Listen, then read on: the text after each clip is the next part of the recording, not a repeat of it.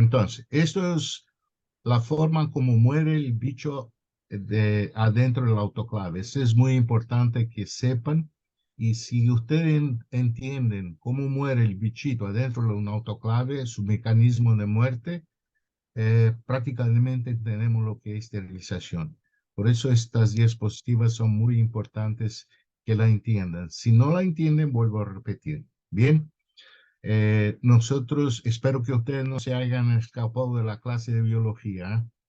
Esta es una célula del microorganismo. La esterilización significa inactivar la célula reproductiva de un microorganismo para que él no se desarrolle en su medio cultura. Esta es la función esterilización. Entonces tenemos aquí el Geobacillus stereothermophilus, en una foto ampliada 5000 veces en un microscopio electrónico. Y aquí tengo un dibujo ilustrativo de cómo es la célula del Geobacillus stereothermophilus. Entonces, todas las células tienen una membrana celular que envuelve un líquido que se llama citoplasma. El citoplasma es un líquido rico en formas proteicas, proteína pura. Adentro de este líquido hay un otro núcleo que nosotros llamamos de un nucleolo, no sé si en castellano está correcto, y adentro del núcleo está el DNA, ¿ok?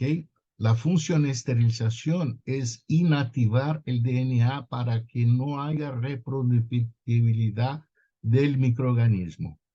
Entonces vamos a la función esterilización, o sea, intentar destruir el DNA. Cuando rompimos el DNA, está hecho la esterilización y este bichito no se puede más reproducir. Muerte microbiana, ¿ok? Bueno, ustedes saben que para esterilizar con el agente vapor tenemos que agarrar agua de muy buena calidad. Eso vamos a hablar un poquito más adelante.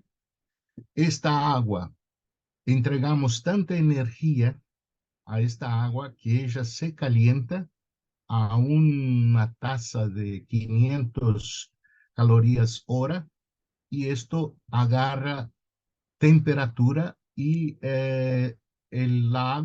la molécula de agua se dilata 1860 veces, ¿no? Sufre una expansión. Esta expansión es el vapor saturado y seco con un título máximo de 0.95. ¿Qué quiere decir esto? Que el vapor para esterilización tiene que tener 95% de secura, ser seco, y máximo un 5% de humedad. Si nosotros tenemos poca humedad, tenemos poco tiempo de secado de material. Esta humedad es necesaria para que podamos intercambiar calor con la membrana celular del microorganismo. Por eso tenemos el 5% de humedad, pero tenemos el vapor saturado seco con un título arriba de 0.95 que llamamos de calor latente. ¿Está bien?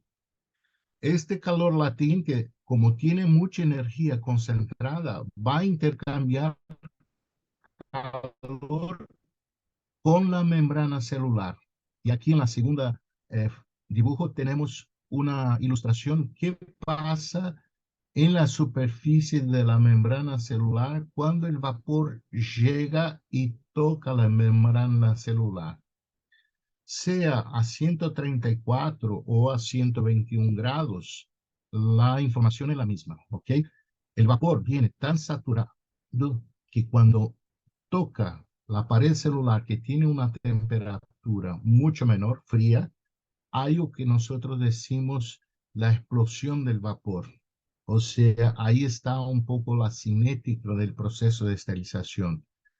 Cuando hay diferencias de temperatura entre un cuerpo y otro, el cuerpo que esté más caliente entrega más energía al cuerpo frío, el shock térmico. Entonces, cuando una pequeña bolita de vapor, que son millones por segundo, explota, compresión hace un poquito de vacío. Este vacío pide más vapor y esto es la cinética, o sea, cada segundo del proceso se van haciendo estos pequeños ciclos de explosión y vacío, hasta que va a haber un equilibrio térmico entre la membrana celular y el agente esterilizante que está entrando a 121, 134. Por eso el factor tiempo es el factor más importante del proceso de esterilización. ¿Estamos claros? Entonces, cuando batimos aquí a 134, 121, la temperatura empieza calentar el citoplasma, ese 5% o 3%, como es la norma europea EN285, que dice que el título de vapor tiene que ser 0.97, más grande que aquí en Brasil. En Brasil somos buenitos, pedimos solamente 0.95 o en Europa 0.97, ¿ok? Y empezamos a intercambiar calor y el citoplasma empieza a calentar. ¿Cómo es el citoplasma rico en formas proteicas, proteína pura? Lo que pasa cuando calentamos una proteína, la superhidratamos a esta molécula y ella empieza a hinchar. Ustedes ven por la foto que el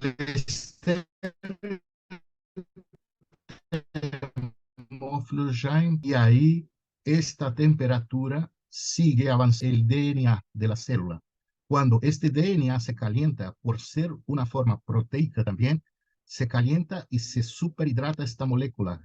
Y entonces la superhidratación hace hinchar el DNA hasta que el momento se rompe, ¿tá? Y cuando se rompe es la muerte microbiana, o sea que este bichito no se puede más reproducir. Esto es esterilización, ¿ok? Espero que usted haya entendido el tema. La esterilización en su concepto moderno no se dice más que es un concepto absoluto, como se decía hasta los años 70.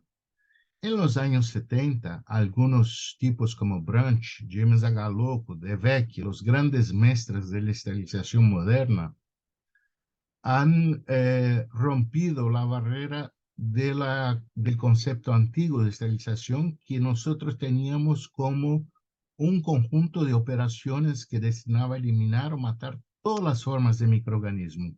Esto no es más verdad. El nuevo concepto y más moderno concepto de esterilización dice que convencionalmente nosotros consideramos un artículo estéril cuando la probabilidad de sobrevivencia de un microorganismo es inferior de una concentración inicial de 1 millón de esporas vivas a menor que una. Y cuidado, cuando decimos que la esterilidad se encuentra en una forma menor que la concentración de 1 millón a menos de uno, no quiere decir cero. Entonces, por eso tenemos que tomar mucho cuidado con material estéril. Tenemos que cuidarlo en la forma de agarrarlo, manipularlo y ofrecerlo con seguridad y estéril hasta su punto de uso. Para eso tenemos formas de hacer. ¿Está bien? Bueno, ahí tenemos cómo es la función autoclave, el mecanismo del autoclave, que cambió mucho de Chamberlain para acá.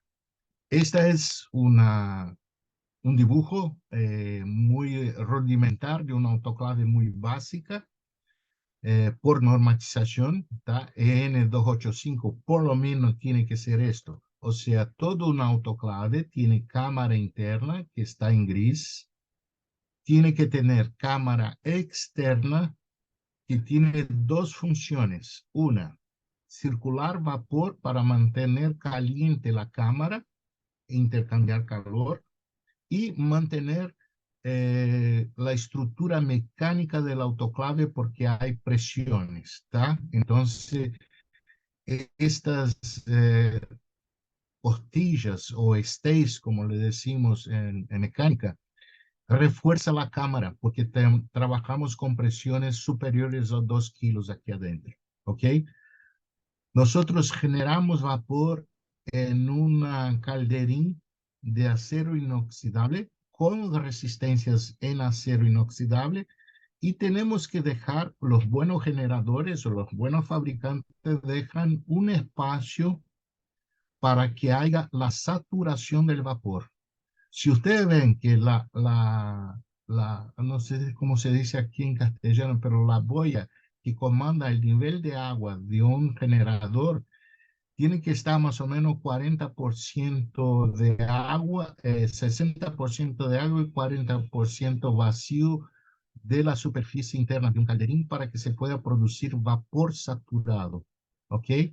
Cuando saturamos vapor, o sea, agarro agua, hiervo y transfiero calor y esto se torna un vapor, tenemos que saturar, secarlo a punto 95. Este vapor penetra en la cámara externa, perdón, y llega un momento que entra a la cámara interna. Siempre esto es un design de esterilización hecho por normas del FDA americano, que dice que el vapor tiene que entrar en la parte superior aire que empuja toda la zona fría para un dreno. Y allí está el sensor de temperatura de un autoclave que mide la temperatura de la cámara interna. Y si aquí tenemos 134 o 121 grados, quiere decir que la cámara en todos los otros puntos está arriba de estas temperaturas. Tenemos la bomba de vacío que hace la cosa. Recuerden, cerramos la puerta de un autoclave, tengo 100% de aire. Aire no se mezcla con vapor en ninguna hipótesis. Si no tengo como retirar aire del sistema, voy a tener problemas porque van a formar burbujas de aire. Y si yo tengo algún material dentro de esa burbuja de aire, él no va a salir estéril. Eso es sencillo, ¿ok? Entonces, la bomba de vacío auxilia en la retirada de aire y, por norma, todas las normas brasilera, americana, europea, es necesario hacer 4 pulsos de vacío a por lo menos 660 milímetros de columna de mercurio. ¿Ok? Hecho esto, entramos con agua de buena calidad, de osmosis inversa, porque tiene que tener por lo menos abajo de 10 microsiemens de conductividad, ¿tá? Que es metales pesados contaminantes que están en el agua, tenemos que bajar a menos de 10. Para que tengan una idea, yo les voy a enseñar más adelante cómo llegamos a esto. Bien, entonces la función de esterilización es tirar vapor, esterilizamos por un tiempo determinado, que es por norma eso, la norma en 285, la NBR 17806 brasilera, la ST8 y la ST79 de la AMI americana dicen que hay 3 temperaturas y 3 tiempos mínimos para procesos de esterilización.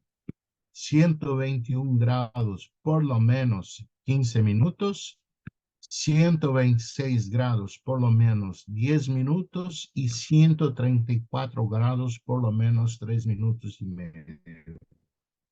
Esos son las 3 temperaturas y los 3 tiempos normatizados. Fuera de eso, tenemos problemas. En Estados Unidos se usa todavía muchos equipos sin bomba de vacío. Trabajan con otro tipo de vacío que se llama Venturi. Pasa vapor por una y hace tanta presión que hace vacío. llega a una presión negativa, o sea, a un vacío muy completo. Por eso en Estados Unidos se usa mucho la temperatura de 132 grados. ¿Tá? Pero en Europa y aquí en América Latina usamos la norma EN 285 que nos pide 134. ¿Tá? Bueno, como yo les hablé, la esterilización tiene tres funciones principales y que por normatización ISO 17665-1, 2 y 3, que es validación de procesos, toda vez que vamos a auditar o validar un proceso de esterilización o la autoclave en sí, tenemos tres factores o parámetros importantes para validar, que es el tiempo a través de un cronómetro que debe estar calibrado por un órgano oficial de Uruguay, la temperatura que son hechas a través de termopares tipos PT100 y calidad de vapor, que es el agente esterilizante. En Europa se exige que por lo menos una vez al año se haga la validación de este proceso en estos tres tipos de parámetros críticos del proceso de esterilización, que es tiempo, temperatura y el agente esterilizante. ¿Tá? Esto es, validación es una conversa mucho más crítica y que queda para otra vez, ¿ok? Bueno, el primer parámetro crítico, que es el tiempo, hoy traducimos que tiempo para nosotros, principalmente los enfermeros, es dinero, porque están los médicos a apurarnos por sacar material estéril, porque esto requiere facturación del hospital. A donde facturamos más es adentro de los quirófanos, y para eso necesitamos material estéril. Entonces, la central de esterilización es una central de facturamiento del hospital. La norma EN 285 del 21 dice estas características del tiempo con la temperatura, que son mínimo 15, 10 o 3 minutos, ¿ok? El segundo parámetro crítico del proceso y que también es normatizado es la temperatura, como yo le hablé, 121 mínimo, 126 o 134. Esto tiene una regulamentación internacional que son los parámetros. A medida que yo aumento la temperatura, bajo los tiempos de exposición. Esto es una ley de la esterilización. ¿Ok? Aumento temperatura, bajo tiempo. Si yo disminuyo temperatura, tengo que aumentar el tiempo de exposición. Por eso tenemos 121 mínimo 15 minutos, 126 mínimo 10 minutos o 134 mínimos 3 minutos y medio. Como pueden ver, aumenté temperatura, disminuí el tiempo. Disminuí temperatura, aumenté el tiempo. ¿Ok? Bueno, y el factor crítico más importante es el vapor. Entender lo que es el vapor de esterilización. Este agente esterilizante, para dejar claro, es calor latente. Nosotros tenemos tres tipos de calor en el mundo. El calor, que es una forma de energía que se transfiere de un sistema a otro cuando hay una diferencia de temperatura entre ambos. ¿Qué quiere decir esto? Yo tengo mi temperatura corpórea de 36, 37 grados, cuando no me dejan enojado, ¿no? Si no voy a 38, y salgo a la calle aquí en la playa de Copacabana, en Río, y tengo el sol emanando 60 grados. Por esta diferencia de temperatura, mi cuerpo siente calor. Esto es calor cuando hay una transferencia de temperatura instantánea y hay diferencias de temperatura entre los cuerpos. El sol emanando 60 grados y yo con 36, esta diferencia siento calor. Esto es calor. El segundo tipo de calor es calor sensible, que es una cantidad de calor, de energía, que cuando sumada, añadida a un sistema, hace que cambie su temperatura, ¿cierto? Entonces, si yo tengo, por ejemplo, como ven ahí, no sé cómo le dirán, ahora me agarraron, ¿cómo se dirá la tetera esta para calentar agua? Aquí se llama en Brasil chaleira, ¿no? La tetera cuando agarra la temperatura empieza a soltar vapor. Bien, este vapor, si yo pongo la mano, ¿qué pasa con mi mano en este exacto momento? Yo me quemo porque el vapor este es un calor sensible que cambia, sumada a mi mano, cambia instantáneamente su temperatura. Entonces, añadida a un sistema hace el cambio de su temperatura. ¿Está bien? Eso es claro. Y el calor latente es una cantidad de calor o energía que se agrega a un sistema y provoca el cambio de estado. Entonces, el calor latente es el vapor saturado seco que trabaja en una faja muy pequeña, entre 117,6 grados a 138.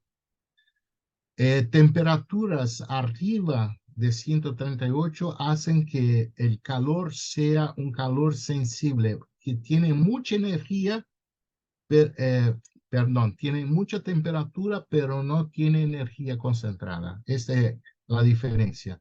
Y cuando yo tengo calor más bajo que 117,6, yo tengo solamente calor, transferencia de temperatura. Por eso la faja de esterilización, que el calor latente es una faja pequeña en los procesos de esterilización. Por eso el vapor es tan importante, porque el vapor que tiene calor latente a esta temperatura es lo que transfiere con energía para que haya la muerte del microorganismo. ¿Está bien? Entonces, como vemos aquí en esta diapositiva, el vapor saturado es un líquido que está vaporizado y trabaja en una pequeña espacio de que está entre el líquido y el vapor supercalentado o superaquecido, como se dice. Esto está en norma y normas mundiales. Hoy una gran preocupación de la esterilización es por la calidad de vapor, para que no haya carga húmeda, o sea, paquetes mojados. Entonces, hoy el vapor para esterilización tiene que tener un título arriba del punto 95, más o menos 5% máximo de humedad, o por norma europea, el título tiene que ser 0,97 con no más que 3% de agua. O sea, esto es un vapor saturado y eso está en todas las normas hoy. Bien.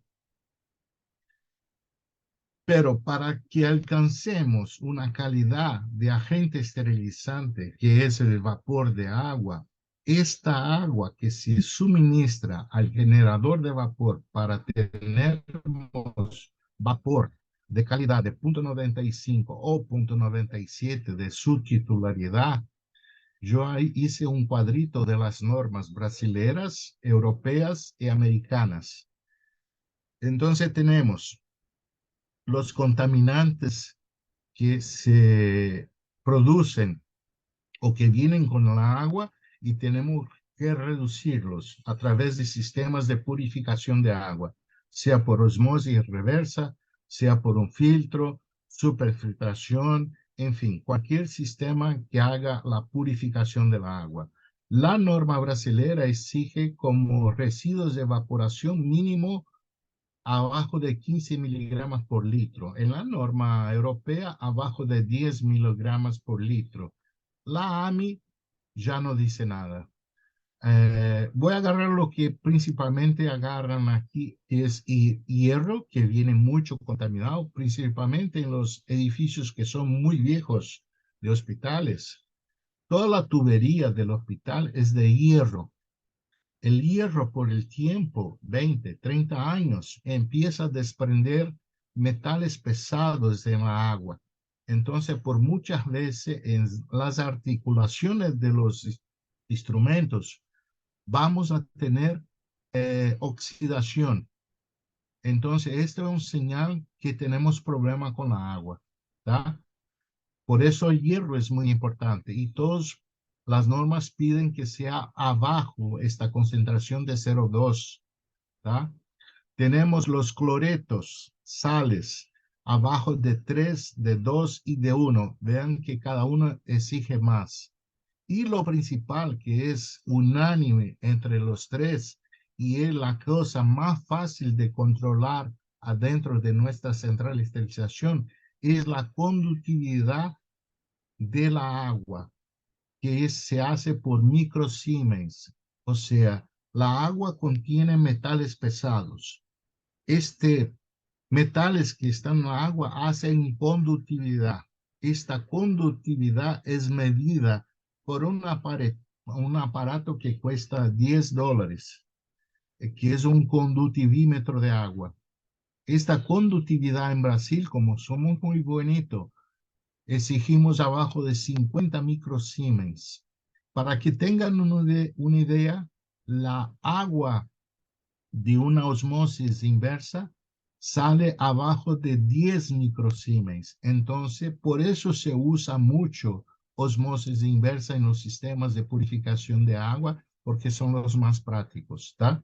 Entonces, la norma europea pide abajo de 5 microsiemens y la norma americana pide abajo de 10 microsiemens. Entonces, cualquier tipo de osmosis inversa atiende normalmente a este requisito, ¿tá? El pH es normal y ahí hay que tener mucho cuidado con el pH porque el pH, dependiendo del tratamiento de agua, puede sufrir alteración en el pH de la agua, y si alteramos pH podemos inclusive alterar soluciones de limpieza con detergentes alcalino o enzimático en función de la calidad, el pH de la agua. Cuidado con esto. La apariencia limpia y durezas también por ahí. Esto es norma AMI, norma europea, norma brasilera. Bien, esto es una, una importantísima información sobre la esterilización por vapor. No tenemos calidad de agua, empezamos mal, tenemos un proceso equivocado, y quien va a pagar esto es el paciente. ¿Ok? Entonces, en todo que pensamos hoy tenemos que pensar en la seguridad del paciente. Yo hice, como ustedes no hacen nada de medianoche a 6 de la mañana, yo me puse a testar agua. Entonces, ustedes pueden hacer eso, ya que no hacen nada de 12 de la noche a 6 de la mañana. Yo empecé a probar agua. Agarré agua de una rejilla normal que viene de la calle, y a un calderín de vapor de gas central que hay en muchos hospitales. Este vapor que se produjo lo condensé y midí su conductividad y estaba arriba de 200 microsiemens. La pregunta es, ¿sirve para esterilización? No. Recuerden que las normas piden abajo de 10 microsiemens. Agarré una osmosis inversa de un solo paso, porque en Europa se usa osmosis inversa de doble paso. O sea, la agua pasa por una membrana osmótica y después pasa otra vez por otra membrana, por ese duplo paso. Este vapor es limpio, ¿no? Lo condensé y saqué la continuidad de la agua del condensado de vapor, estaba arriba, un poquito arriba de 10 microsiemens. Está perfecta. En Europa, ¿qué usamos? Agua potable, y ahí sí se cambia un poco la historia. Un destilador de múltiple efecto, un generador de vapor que le decimos limpio, y ustedes ven que son equipos tremendamente técnicos. Este vapor que lo condensé y midí la conductividad estaba bajo de 1 microsiemens. O sea, que es un vapor tan limpio que yo puedo condensar esta agua y meterlo en la vena de un cuerpo humano, que no me va a pasar nada, de tan limpia y tan pura que es. Eso es lo que se usa en Europa hoy. Si nosotros no tenemos agua de buena calidad, vamos a tener graves problemas en los procesos de esterilización. Entonces, aquí tengo 3 fotos con diferentes problemas. Tenemos este que en Brasil le decimos efecto arco iris, que por contaminaciones de iones metálicos. ¿Por qué le llamamos de arco iris? Porque tiene todos los colores y queda un poco indefinido lo que es realmente está contaminando el vapor, la agua. Pero ¿qué viene en la agua? Un ejemplo, eh, cuando llueve mucho en la ciudad, 2, 3 días después, vamos a tener problemas con la agua porque las compañías que hacen el tratamiento de agua echan mucho cloruro al agua, cloro. Este cloro, cuando vos lo calentás a más de 120 grados, se torna ácido clorhídrico. Lo que pasa, manchan los instrumentales. Y esto, una vez manchado, puede progredir para una oxidación. Esto es factor de contaminación constante. Este es un equipo que había que tirar a la basura. Entonces, es fácil hablar con los administradores hospitalarios y decir, señores, o controlamos la agua o tiramos equipos. Es sencillo escoger esto. Aquí tenemos un efecto serpiente, que ven que la color es diferente, y aquí se ve más prolijo el efecto piel de serpiente. ¿Ve? Esto es residual de agua, de vapor que se quedó en el instrumento. Esto es silicatos, que pueden ser agua provenientes de pozos artesianos que vienen con mucha sílica y calcio. Eso es un problema grave para la esterilización. Entonces, esto es solo una pasada rápida por calidad de agua. Los suministros, agua, eh, energía eléctrica, aire comprimido cuando hay que tomar mucho cuidado con estos suministros porque impacta directamente en los procesos de esterilización que impactan la seguridad del paciente. La energía eléctrica, muchísimo importante. Para eso hay una norma IEC, que es una norma mundial de electricidad, 610-10, que es dedicada a la seguridad de los autoclaves. Esta norma pide que yo no puedo tener más que el 5% de variación de la tensión de la red eléctrica. Imagínense ustedes, yo pongo un autoclave a funcionar y en la misma línea de energía está enchufado una resonancia magnética. Cuando prendo la resonancia magnética, la tensión de la red se cae a más del 15%. Resultado, voy a tener problemas con la autoclave porque la energía eléctrica del autoclave se cae y puedo tener falsos positivos en el control biológico. Entonces, esto es una cosa que hay que estudiar muy bien. Por eso hay normas y hay que estudiar normas. Cargar un autoclave también tiene sus metodologías de proceso.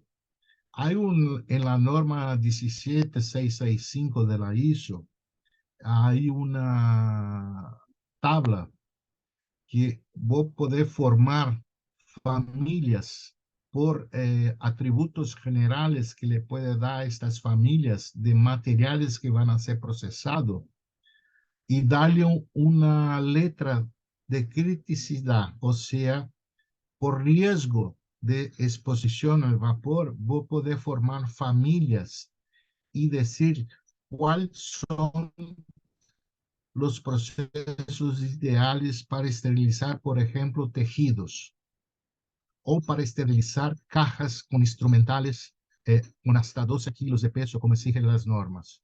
Entonces, esto es una norma que hay que leerla y es muy buena formar familias de esterilización por la calidad de los procesos. Esto acelera un proceso de esterilización, entrega con más seguridad equipos estériles y con esto bajamos la infección hospitalaria drásticamente. La forma de cargar un autoclave también es una forma importante y hay normas, hay recomendaciones de las organizaciones de enfermeras, o sea, hay mucha información. Normalmente entre cajas metálicas perforadas que tienen instrumentales que no pueden ultrapasar 12 kilos, hay que tener por lo menos poder meter un dedo entre cajas. Recuerden que yo tengo que circular vapor entre las cajas y este vapor lo que esteriliza es el vapor que tiene que penetrar en la caja y tocar el instrumento. Si yo imposibilito que el vapor toque una caja, este material puede sufrir una no esterilidad. Entonces, como ven en esta figura de abajo, yo no puedo meter campos de tejido a esterilizar uno enchufado con el otro, porque el vapor no circula y puedo tener doble error, no esterilizar y todavía salir con paquetes mojados. ¿Tá? El vapor tiene que circular envuelta del paquete y esterilizar. Entonces, por normalizaciones, ustedes ven cómo se distribuyen cajas instrumentales embaladas en tejido no tejido, cajas, papel grado médico en sobres, paquetes de tejidos también, cubas de esterilización que tienen que estar en una posición correcta y paquetes en general como deben ser disponibles en la carga de un autoclave. Eso es muy, muy importante. Y finalmente, los métodos de esterilización que tenemos disponibles. Los agentes físicos, que son calor, aire caliente, que son las estufas muy poquito usadas en el mundo hoy para la esterilización en hospitales. Lo que se usa más, 80% es vapor de agua. Las radiaciones ionizantes y no ionizantes, que son cobalto 60, energía nuclear, agentes químicos que son muy utilizados a baja temperatura hoy, que es el vapor de peróxido de hidrógeno y hay el plasma de peróxido de hidrógeno. Cuidado con esta información, ¿no? Hay dos tipos de autoclave, vapor y plasma. Plasma es el más antiguo y vapor es el más nuevo. Y el más antiguo de todo es el gas oxetileno. ¿Cuáles son las ventajas y desventajas de alta temperatura y baja temperatura en una central de esterilización? Como ya le dijimos, alta temperatura, vapor, es hoy muy confiable, muy eficiente, hay que saberlo estudiar, muy sencilla la esterilización, muy barata, no es tóxica, el proceso siempre está arriba de 121 hasta 134 y está muy, muy estudiado y hay mucha normalización a disposición. ¿Cuáles son las desventajas de la esterilización a alta temperatura? Infelizmente, mucha técnica. Todo esto que le estoy sintetizando en esta pequeña presentación, por lo menos yo tendría un día entero para hablar.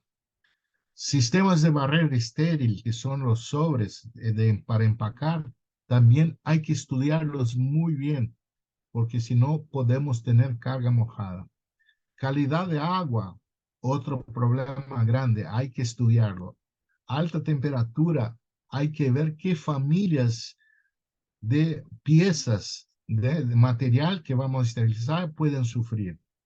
Y principalmente cuando ponemos mucho tejido, la alta temperatura hace un desgaste acelerado de los tejidos. Entonces hay que estudiar también hasta cuántas veces este tejido se puede esterilizar. Entonces, estas son las desventajas más grandes que hay a alta temperatura.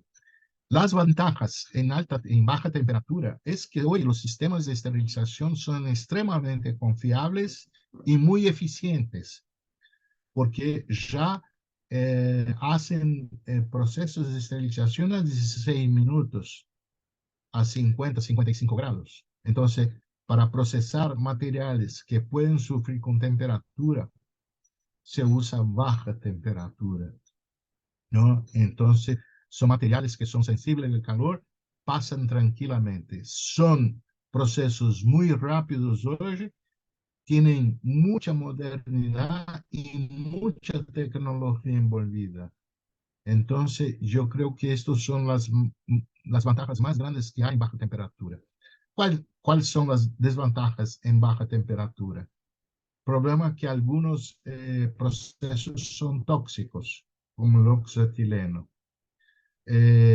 Los efectos de sacar esto al ambiente puede tener efectos para los trabajadores y principalmente para la capa de ozono. Es procesos de algunos equipos como oxetileno llevan 6, 7 horas, o sea, son procesos muy lentos hoy. Dejan muchos residuos y tenemos que estudiar mucho. Hay mucha técnica envolvida en los procesos de baja temperatura. ¿Tá? Esto es más o menos una idea lo que es bueno, lo que es malo para alta y baja temperatura. Las normas de proceso que se utilizan mucho hoy en el mundo son las normas ISO, y ahí tenemos algunos ejemplos de norma ISO y norma americana para agentes de esterilización. Cuando nosotros no tenemos una orientación técnica buena para un determinado proceso de esterilización, la norma 14937 es una norma que le digo una norma paraguas, porque abraza todos los procesos de esterilización. Y yendo directamente, por ejemplo, al vapor, tenemos la 17665, que ya la hablé para ustedes, que son la validación y control de rutina en los procesos de esterilización de vapor, muy difundida en el mundo. La 11135, que para oxetileno también son normas muy modernas, son revalidadas a cada 5 años. La 25424, que son para validación y control de rutina para baja temperatura de formol, que fue un tipo de agente esterilizante muy usado. Hoy se mermó mucho porque el problema era validar un proceso. En Europa todavía es muy usado, pero se usa el formol en forma líquida. Aquí en Brasil se usaba en forma sólida y este era un problema.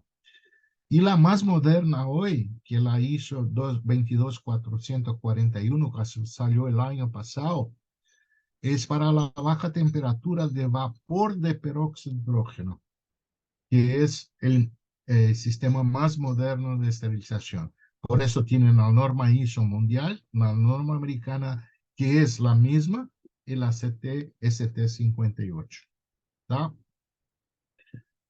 El proceso todavía recomienda como peso obligatorio para la carga, y ahí es un factor muy importante cómo cargar el autoclave. No se puede cargar el autoclave con más de 80% de carga. Las cajas metálicas con instrumentos no pueden tener más que 11.340 gramos, que son 25 pounds. Esas son normas europeas y americanas, por eso están en pounds y no en kilos como nosotros usamos en América Latina. ¿Tá? Para paquetes de tejidos no se puede ultrapasar a 5 kilos 440. ¿Tá? Entonces, hoy en Brasil y mucho en Europa, Estados Unidos, la enfermera empiezan a usar balanzas semianalíticas para pesar los paquetes individualmente. ¿Por qué? Porque si yo tengo un vapor de mala calidad o una agua de mala calidad, voy a tener mucha humedad en el sistema. O sea que el vapor no va a tener un título arriba de 0.95. Puede tener un vapor abajo de 0.90. Lo que causa, yo estoy llevando mucha humedad. Cuando yo peso un paquete antes de la esterilización y después de la esterilización, si yo entrego humedad, voy a tener un peso más grande. Entonces, las normas y recomendaciones dicen que el máximo para cajas perforadas con instrumentales, yo no puedo tener más que el 0,2% del peso inicial antes de la esterilización. O sea, no puedo tener más que 11 kilos 363. O sea, ustedes ven que la diferencia es 23 gramos. Esto es mucha agua. Y agua es un vector que contamina instantáneamente porque él hace como un río que lleva un barquito lleno de microorganismos para adentro de los paquetes o de los materiales que fueron esterilizados. Y esto es problema. Paquete mojado, paquete contaminado.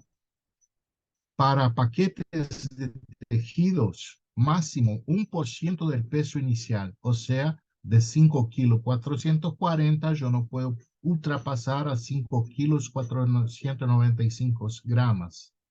Estas son prácticas recomendables por la Sociedad Brasileña de Enfermeras de Centro Cirúrgico de Quirófanos desde 2021 por la norma ANSI T79 y por las normas europeas de EN. Esto es muy importante. ¿Por qué? La humedad trae cajas mojadas, paquetes húmedos, contaminación.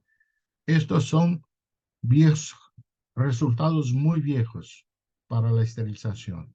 ¿Por qué? Porque dejamos los médicos nerviosos. Tenemos que hacer reproceso de todos los materiales, que ya es un trabajo doblado. La enfermera queda muy estresada porque el cirujano queda muy nervioso con esto. Imagínense usted un paciente con el cuerpo abierto en un quirófano y cuando el médico abre la caja está mojada. Esto es probablemente una caja contaminada. Por eso es un proceso muy crítico. Y todo esto llevamos a dónde? A la calidad de agua. Por eso, todo esto que le informé es importante. Entonces, hay que tener un pensamiento muy fuerte sobre lo que hacemos. Y Allan Kardec dejó una frase muy, muy buena. El resultado de lo que hacemos está adelante. Mucho cuidado con qué hacemos. ¿Está bien? Muchas gracias. Espero que hayan gustado. Yo sé que fue mucha información en muy poco tiempo.